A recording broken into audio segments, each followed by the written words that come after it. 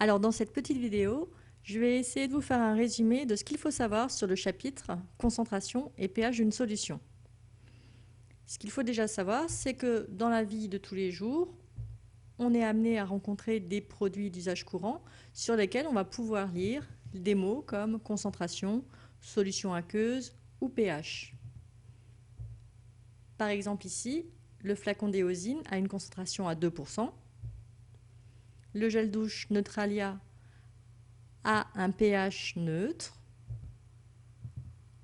et le gel apaisant Gin 8 a un pH égal à 8. On va déjà essayer d'en savoir un peu plus sur la concentration. On peut réaliser facilement l'expérience de prendre des cristaux de sulfate de cuivre et de les mettre dans de l'eau. On se rend compte alors qu'ils se dissolvent totalement et qu'on obtient une solution de sulfate de cuivre. La concentration de cette solution va bien sûr dépendre de la masse, de la quantité en masse de cristaux qu'on va dissoudre, mais aussi du volume. Si on observe les tubes à essai, on se rend compte facilement que la solution la plus concentrée sera aussi la plus colorée et que la solution la plus diluée sera celle qui sera la plus claire. De façon générale, plus la masse va être importante, plus la solution sera concentrée.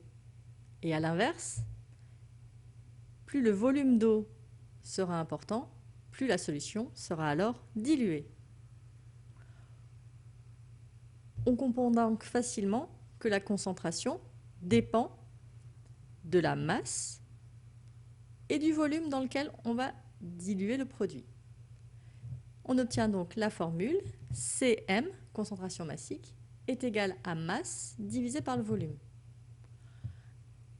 Un petit rappel sur les unités. La masse s'exprime en grammes, le volume V s'exprime en litres. On a des grammes divisés par des litres, ça nous donne une concentration massique en grammes par litre. Si de plus on vous demande de calculer la masse de produit à partir de la concentration massique et du volume, eh bien il faut transformer cette formule et on obtient facilement que la masse est égale à la concentration massique fois le volume. M est égal à Cm fois V.